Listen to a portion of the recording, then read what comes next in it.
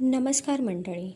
भगवान शंकराची 12 ज्योतिर्लिंगे आपणास ठाऊकच असतील, पण ती कोणती आणि कुठे आहेत ह्याची माहिती आपण आज ऐकूया. देशभरात भगवान शिवाची 12 ज्योतिर्लिंगे आहेत. ज्योतिर्लिंगाचा अर्थ प्रकाश स्तंभ आहे आणि असे म्हटले जाते की आज ज्या 12 ठिकाणी भगवान शिवाचे ज्योतिर्लिंग आहे त्या ठिकाणी आजही शिवजी ज्योतिरूपात विराजित आहेत आणि त्या जागेचे रक्षण करतात. म्हणूनच आपल्या हिंदू धर्मात या 12 ज्योतिर्लिंगाचे महत्त्व खूप जास्त आहे. एवढेच नाही तर असे म्हटले जाते की कोणी 12 ज्योतिर्लिंगाचे दर्शन घेतो त्याला मोठे भाग्य प्राप्त होते आणि मृत्यूनंतर मोक्ष प्राप्त होतो. जर आपण ज्योतिर्लिंगाच्या अर्थाबद्दल बोललो तर ते 2 शब्दांनी बनलेले आहे. पहिले ज्योती आणि दुसरे लिंग. याचा अर्थ भगवान शिवाचा प्रकाश आहे, जो आपल्या देशातील 12 वेगवेगळ्या प्रदेशात प्रकाशाच्या रूपात प्रकट झाला होता. त्याला ज्योतिर्लिंग असे नाव देण्यात आले. चला तर मग पुढे जाऊन ज्योतिर्लिंगाच्या उत्पत्तीबद्दल थोडी माहिती ऐकूया. ज्योतिर्लिंगाची उत्पत्ती कशी झाली? त्याच्या उत्पत्तीमागे एक आख्यायिका आहे. असे म्हटले जाते की एकदा भगवान ब्रह्मा आणि विष्णू दोघांमध्ये श्रेष्ठ देवता कोण यावर आपापसात वाद घालत होते. तेव्हा असे म्हणतात की तिथे शिव प्रकट झाले आणि ते ज्योतीच्या रूपात प्रकट झाले. त्यांनी ब्रह्माजी आणि विष्णूजी दोघांनाही सांगितले की या प्रकाशाचा अंत साधून दाखवा. ज्याने त्याचा अंत साधला तोच सर्वश्रेष्ठ देव आहे. त्यामुळे ब्रह्माजी आणि विष्णूजी दोघेही या प्रकाशाचा अंत शोधण्यासाठी प्रयत्न करू लागले. परंतु लाखो वेळा प्रयत्न करूनही त्यांना या प्रकाशाचा अंत सापडला नाही. त्यानंतर असे म्हणतात की शिवजींनी हा प्रकाश पृथ्वीवर टाकला आणि तो आपल्या देशात 12 वेगवेगळ्या ठिकाणी प्रकट झाला आणि निर्माण झाली शंकराची 12 ज्योतिर्लिंगे. 1. सोमनाथ ज्योतिर्लिंग. जर आपण 12 ज्योतिर्लिंगांपैकी पहिल्या ज्योतिर्लिंगाबद्दल बोललो तर सोमनाथ ज्योतिर्लिंग पहिल्या क्रमांकावर येते. हे आपल्या महाराष्ट्रातील नसून तर आपल्या भारतातील गुजरात अंतर्गत सौराष्ट्र नावाच्या प्रदेशात स्थित आहे. असे म्हटले जाते की आपल्या संपूर्ण पृथ्वीवर हे पहिले ज्योतिर्लिंग आहे, ज्याची स्थापना आपल्या जगात प्रथम झाली. या ठिकाणी सोमनाथ कुंड म्हणून ओळखले जाणारे एक कुंड आहे. त्याची निर्मिती देवी देवतांनी मिळून केली असल्याचे सांगितले जाते. इतकंच नाही तर इथली श्रद्धा आहे की या तलावात जाऊन स्नान केल्यास व्यक्तीला सर्व पापांपासून मुक्ती मिळते आणि मृत्यूनंतर मोक्षाची प्राप्ती होते. हे मंदिर सर्वप्रथम चंद्रदेवजी यांनी बांधले होते. त्यांना जीने की सोम या नावाने देखील ओळखले जाते. त्यामुळे या मंदिराचे नाव सोमनाथ मंदिर पडले. या मंदिरात तुम्हाला दिसणारा सोन्याचा भाग चंद्रदेवजींनी बांधला होता आणि चांदीचा भाग स्वतः सूर्यदेवांनी बांधला होता. हे मंदिर एकूण 16 वेळा बांधले गेले आहे, कारण मेहमूद गझनवीने अनेक वेळा या मंदिरावर हल्ला करून ते उद्ध्वस्त केले होते. परंतु आतासुद्धा ते तसेच आहेत आणि भक्तांच्या दर्शनासाठी खुले आहे. दुसरे ज्योतिर्लिंग मल्लिकार्जुन ज्योतिर्लिंग. हे ज्योतिर्लिंग भारताच्या आंध्र प्रदेश राज्यांतर्गत कृष्णा नदीच्या काठी वसलेल्या श्रीशैलम नावाच्या पर्वतावर आहे. इतकेच नाही, हे ज्योतिर्लिंग आपल्या देशातील 12 ज्योतिर्लिंगामध्ये दुसऱ्या क्रमांकावर आहे. त्यामुळे ह्याला खूप महत्त्व आहे आणि लाखो लोक येथे दर्शनासाठी येतात. या ठिकाणी शिवाच्या ज्योतिर्लिंगाच्या स्थापनेमागे एक जुनी कथा आहे. असे म्हणतात की एके दिवशी शिवजी आणि पार्वतीजींना चिंता वाटली की गणेशजी आणि कार्तिकेयजी या दोघांपैकी कोणाचे पहिले लग्न करावे. त्यासाठी त्यांनी दोघांना विचारले. म्हटले की जो या संपूर्ण पृथ्वीला प्रथम फिरतो त्याचे पहिले लग्न होईल. हे ऐकून कार्तिकेयजी आपल्या मोरावर जग फिरायला गेले, पण गणेशजींनी तसे केले नाही. तो फक्त पार्वती माता आणि शिवजींच्या प्रदक्षिणा घालू लागला आणि म्हणाले की माझ्यासाठी तुम्ही माझे जग आहात आणि माझ्यासाठी संपूर्ण विश्व आहात. त्यानंतर शिवपार्वती गणेशजींवर प्रसन्न झाले आणि गणेशजींचा रिद्धिसिद्धीशी विवाह झाला. जेव्हा कार्तिकेयजींना हे कळले तेव्हा त्यांना खूप वाईट वाटले आणि ते रागावले आणि श्री शैलम पर्वतावर राहू लागले. शिव आणि पार्वतीच्या विनंतीनंतरही ते मान्य झाले नाहीत. शेवटी भगवान शिवाला आपला पुत्र कार्तिकेयला भेटण्यासाठी ज्योतीचे रूप धारण करावे लागले. त्यानंतर ते श्रीशैलम पर्वतावर गेले आणि तेथे वास्तव्य केले. त्यामुळे शिवांचे ज्योतिर्लिंग आज मल्लिकार्जुन येथे विराजमान आहे. म्हटले जाते की ज्या दिवशी शिव कार्तिकेयाला भेटायला गेले होते तो दिवस अमावस्या होता. त्यामुळे आजही अमावस्याला इथे शिवाचे दर्शन होते. 3. महाकालेश्वर ज्योतिर्लिंग. भारताच्या मध्य प्रदेश राज्यातील उज्जैन नगरीत शिवाचे मोठे मंदिर आहे, जे की देशात 12 ज्योतिर्लिंगांपैकी 3ऱ्या स्थानावर आहे. असे म्हणतात की याचे दर्शन केल्याने व्यक्तीला मोक्षप्राप्ती होते. एवढेच नाही तर महाकालेश्वर ज्योतिर्लिंगाचे दर्शन घेतल्यास मृत्यूही त्या व्यक्तीला हानी पोचवू शकत नाही. म्हणजेच भगवान शंकराच्या कृपेने अकाली मृत्यूही टळतो. या ज्योतिर्लिंगाचा उल्लेख महाभारतात देखील बघायला मिळतो, जेणेकरून त्याचा इतिहास किती जुना असेल याची कल्पना येईल. तुलसीदासजींनीही स्वतःच्या लिखाणात या मंदिराची खूप प्रशंसा केली आहे. विक्रमादित्याने उज्जैन शहरावर राज्य केले होते आणि त्यानंतर कोणतेही राज्य येथे राहू शकला नाही. सर्वजण कोणत्या ना कोणत्या कारणाने मारले गेले आहेत. म्हणून आजच्या काळात देखील कोणत्याही राजाला किंवा नेत्याला उज्जैन शहरात रात्र काढायची नसते. 4. ओंकारेश्वर ज्योतिर्लिंग. हे भारतातील 12 ज्योतिर्लिंगांमध्ये 4थ्या क्रमांकावर आहे, जे भारताच्या मध्य प्रदेश राज्यातील खंडवा जिल्ह्यात आहे. भगवान शिवाला समर्पित हे मंदिर नर्मदा नदीच्या मध्यभागी शिवपुरी नावाच्या बेटावर आहे. येथे दर्शनासाठी लाखो लोक इथे येतात आणि नुसतेच दर्शन घेतल्याने लोकांच्या खूप सर्व मनोकामना पूर्ण होतात असे म्हणतात. या क्षेत्राबाबत अनेक जुन्या कथा आहेत, ज्यामध्ये असे म्हटले जाते की जगात प्रवास केल्यानंतर प्रत्येक रात्री भगवान शिव रात्री झोपण्यासाठी येथे येतात. या ठिकाणी ज्योतिर्लिंग असण्याच्या कारणाविषयी बोलायचे झाले तर एका पौराणिक आख्यायिकेनुसार नर्मदा नदीच्या तीरावर बसून माधंताने या ठिकाणी भगवान शंकराची घोर तपश्चर्या केली होती. त्यामुळे भगवान शिव प्रसन्न झाले आणि त्यांनी माधंताला प्रत्यक्ष दर्शन दिले आणि त्याला वरदान मागायला सांगितले. त्यानंतर माधंताने त्याच ठिकाणी निवास करण्यासाठी शिवाकडे वरदान मागितले आणि माझे नाव आपल्याशी जोडले जावे. त्यानंतर शिवजींनी मांधाताची इच्छा पूर्ण केली आणि त्यांनी त्या ठिकाणी वास्तव केले. त्यामुळे आज तेथे ओंकारेश्वर ज्योतिर्लिंग मंदिराची स्थापना झाली. आज येथील लोक हे स्थान मांधाताच्या नावाने देखील ओळखतात. या मंदिरात संध्याकाळची आरती खूप प्रसिद्ध आहे. येथे रात्री आरती झाल्यानंतर चौदर लावले जातात. असे म्हणतात की ते भगवान शिव आणि पार्वती दररोज चौसर खेळायला येतात. त्यामुळे तुम्हालाही ओंकारेश्वर ज्योतिर्लिंगाचे दर्शन घ्यायचं असेल तर त्यासाठी तुम्ही मध्य प्रदेशातील खांडवा जिल्ह्यात जाऊन या मंदिराला नक्की भेट देऊ शकता. 5. केदारेश्वर ज्योतिर्लिंग. केदारनाथबद्दल तुम्हाला माहिती असेलच, कारण आपल्या हिंदू धर्मातील 4 धामांपैकी हे एक खास ठिकाण आहे, जिथे लाखो लोक 4 धामला भेट देण्यासाठी आणि केदारेश्वर ज्योतिर्लिंगाच्या दर्शनासाठी जातात. जर आपण केदारेश्वर ज्योतिर्लिंगाविषयी बोललो तर हे मंदिर आपल्या भारताच्या उत्तराखंड राज्यांतर्गत केदार नावाच्या हिमालय पर्वताच्या शिखरावर वसलेले आहे, जे केदारनाथचे मंदिर म्हणून ओळखले जाते आणि ज्योतिर्लिंग केदारेश्वर ज्योतिर्लिंग म्हणून ओळखले जाते. असे म्हटले जाते की जर एखाद्या भक्ताने येथे जाऊन शंकराला जल अर्पण केले तर त्याची इच्छा पूर्ण होते आणि त्याला अपार सौभाग्य प्राप्त होते.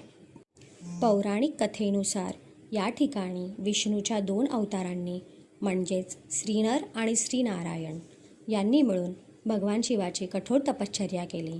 एका पायावर उभे राहून त्यांनी हजारो वर्ष भगवान शिवाचे नामस्मरण केले, जेणेकरून भगवान शिव या कठीण तपश्चर्येमुळे प्रसन्न झाले. त्या तपश्चर्याने प्रसन्न होऊन देवाने त्यांना दर्शन दिले आणि या तपश्चर्येवर प्रसन्न होऊन शिवाने याच ठिकाणी आपल्या ज्योतिर्लिंगाची स्थापना केली. 6. भीमाशंकर ज्योतिर्लिंग. हे महाराष्ट्रातील पुण्याहून सुमारे 110 किलोमीटर अंतरावर सह्याद्री पर्वतावर शिवाचे प्रसिद्ध मंदिर आहे. हे भगवान शिवाच्या 12 ज्योतिर्लिंगांपैकी 6व्या क्रमांकावर आहे. येथे असलेले भगवान शिवाचे शिवलिंग आकाराने थोडे जाड आहे, म्हणून याला मोटेश्वर ज्योतिर्लिंग असेही म्हणतात. असे म्हटले जाते की या ठिकाणी येऊन भगवान शंकराकडे तुमची कोणतीही इच्छा मागितली तर ती नक्कीच पूर्ण होते. या ज्योतिर्लिंगाच्या स्थापनेबद्दल बोलायचे झाले तर असे म्हटले जाते की कुंभकर्णाचा पुत्र, ज्याचे नाव भीम होते, त्याला आपल्या वडिलांच्या मृत्यूचा बदला घेण्यासाठी नामजींचा सूड घ्यायचा होता, ज्याच्यासाठी त्याने खूप तपश्चर्या केली. ब्रह्माजी त्याच्यावर प्रसन्न झाले आणि त्यांनी त्यांना विजय मिळवण्यासाठी आशीर्वाद दिला. त्यानंतर भीम खूप शक्तिशाली झाला होता, त्यामुळे ते देवदेवतांनाही त्रास देऊ लागला. त्यानंतर सर्व देवी देवता भगवान शिवाच्या आश्चर्याला गेले आणि त्यांच्याशी त्या समस्येबद्दल चर्चा केली. त्यानंतर शिवजीने देवी देवतांना आश्वासन दिले की ते ही समस्या सोडवतील. त्याच्याजवळ शिवजीने भीमाशी युद्ध केले आणि त्याला एका युद्धात पराभूत केले. त्यानंतर सर्व देवतांनी भगवान शिवाला या ठिकाणी वास्तव करण्यास सांगितले. त्यानंतर भगवान शिवांनी देवतांची विनंती मान्य केली आणि त्या ठिकाणी हे भीमाशंकर ज्योतिर्लिंग स्थापित केले. त्याच ठिकाणी प्रकाशाच्या रूपात स्थापना केली. 7. विश्वनाथ ज्योतिर्लिंग. भारताच्या काशी अंतर्गत स्थित विश्वनाथ मंदिर म्हणून ओळखले जाणारे भगवान शिवाचे एक विशाल मंदिर आहे, जे आपल्या देशातील फक्त 12 ज्योतिर्लिंगांपैकी 7व्या क्रमांकावर आहे. तुम्हाला माहीत असेलच की भगवान शिव कैलास पर्वतावर राहतात. एकेकाळी भगवान शिव आणि पार्वतीच्या लग्नानंतर भगवान शिव कैलास पर्वतावर राहत होते आणि पार्वती त्यांच्या वडिलांकडे होती, जिथे त्यांना बरं नव्हतं. त्यामुळे पार्वतीजींनी शिवजींना वडिलांच्या ठिकाणी यावे आणि त्यांना तिथून घेऊन जावे असा आग्रह केला. त्यानंतर शिवजी पार्वतीजींकडे गेले आणि त्यांना तेथून काशीला घेऊन गेले आणि त्यांनी तिथे वास्तव्य करण्याचा निर्णय घेतला आणि ज्यांनी त्या ठिकाणी स्वतःची ज्योती म्हणून स्थापना केली. तिथे आता हे विश्वनाथ ज्योतिर्लिंग आहे. म्हटलं जातं की आजच्या काळातही इथे शिवजी आहेत आणि हे शहर त्यांच्या त्रिशूळाच्या टोकावर विसावले आहे. या मंदिराचे बांधकाम 11व्या शतकात हरिश्चंद्रांनी केले असले तरी या मंदिराच्या बांधकामाचा कार्यक्रम 11व्या शतकापासून 15व्या शतकापर्यंत चालला, कारण अनेक मुघल आक्रमणांनी या मंदिरावर आक्रमण केले. विश्वनाथ ज्योतिर्लिंगाव्यतिरिक्त हे मंदिर विश्वेश्वर ज्योतिर्लिंग म्हणून देखील ओळखले जाते, ज्याचा अर्थ जगाचा शासक अर्थात भगवान शिव स्वतः आहे. या ज्योतिर्लिंगाचे दर्शन घेण्यासाठी लाखो लोक येथे येतात. त्यामुळे तुम्हालाही येथे यायचं असेल तर काशीला जाऊन या ज्योतिर्लिंगाचे दर्शन घेऊ शकता. 8. त्र्यंबकेश्वर ज्योतिर्लिंग मंदिर. जर आपण त्र्यंबकेश्वर ज्योतिर्लिंग मंदिराबद्दल बोललो तर ते आपल्या देशातील 12 ज्योतिर्लिंगांपैकी एक प्रसिद्ध ज्योतिर्लिंग आहे, जे 8व्या क्रमांकावर आहे. जर आपण त्याच्या स्थानाबद्दल बोललो तर ते भारताच्या महाराष्ट्र राज्यातील नाशिक जिल्ह्यातील त्र्यंबकनगर येथे आहे. हे गोदावरी नदीचे उगमस्थान असलेल्या ब्रह्मगिरी पर्वतावर वसलेले आहे. या ठिकाणी ब्रह्मा, विष्णू आणि महेश म्हणजेच शिवाचे रूप धारण केलेली 3 छोटी शिवलिंगे आहेत. असे म्हणतात की या ठिकाणी दर्शन घेतल्याने भाविकांना सौभाग्य प्राप्त होते आणि त्यांची प्रत्येक इच्छा पूर्ण होते. एका कथेनुसार अहिल्यादेवीचे पती गौतमजी ब्रह्मगिरी पर्वतावर तपश्चर्या करत होते. त्यावेळी इतर ऋषी संत गौतमजींचा खूप हेवा करत होते. त्यामुळे एके दिवशी त्यांनी गौतमजींवर गोहत्येचा आरोप लावला. त्यानंतर सर्व संतांनी सांगितले, गौतमजी, तुम्हाला या गोष्टीसाठी पश्चाताप करायचा असेल तर तुम्हाला गंगाजीला या पर्वतावर आणावे लागेल, तरच तुम्हाला या पापाचा पश्चाताप होईल.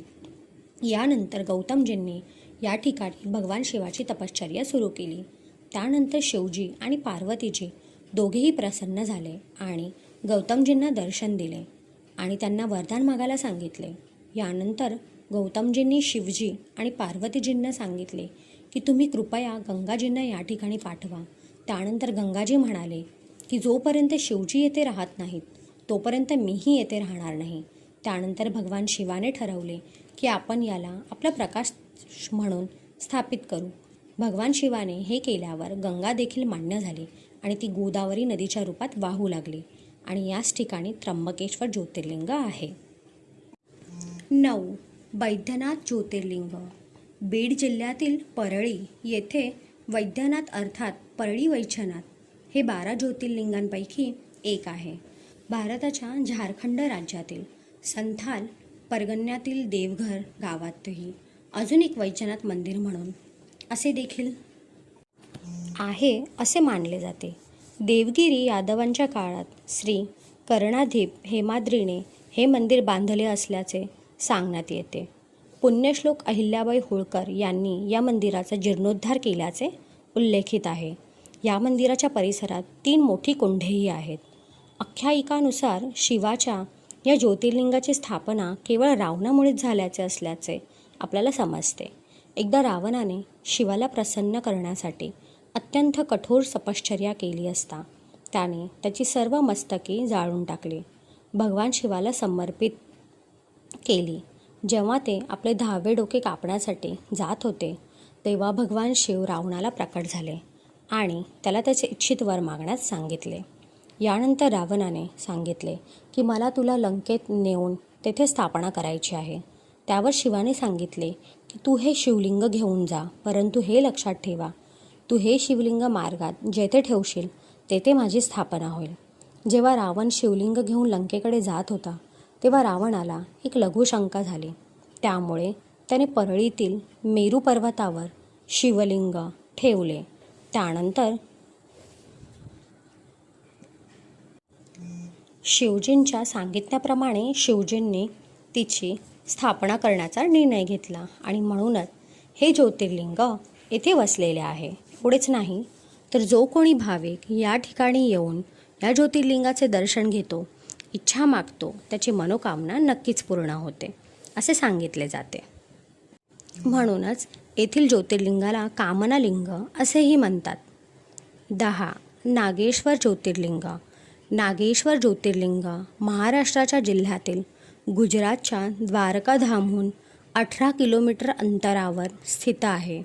महादेवाला नागेश्वर या नावाने देखील ओळखले जातं. जसे की सर्वांना माहीत आहे की नाग शिवाच्या गळ्यात विराजमान असतात, म्हणून तर आपण कोणता विष किंवा यासंबंधी समस्येहून त्रस्त असाल तर आपण येथे येऊन ज्योतिर्लिंगाचे दर्शन घेऊ शकता. याने आपल्या सर्व समस्या नाहीशा होतात. एवढेच नाही तर शास्त्रांतून आपल्याला समजते की जर एखाद्या व्यक्तीने या ज्योतिर्लिंगाच्या उत्पत्तीची कथा सांगितली तर त्या व्यक्तीचे सर्व पापे धुवून जातात आणि त्या व्यक्तीला मृत्यूनंतर मोक्ष प्राप्त होतो. 11. रामेश्वरम ज्योतिर्लिंग. भारताच्या तमिळनाडू राज्याच्या अंतर्गत असलेल्या रामनाथपुरम जिल्ह्यात भगवान शिवाला समर्पित एक मंदिर आहे, ज्याची स्थापना आपल्या देशातील 12 ज्योतिर्लिंगांपैकी 2ऱ्या क्रमांकावर म्हणजेच 11व्या क्रमांकावर आहे. इतकंच नाही तर आपल्या भारतात देशातील 4 धाम यात्रेतही याचा समावेश आहे. म्हणजे हे एक अतिशय प्रसिद्ध मंदिर आहे.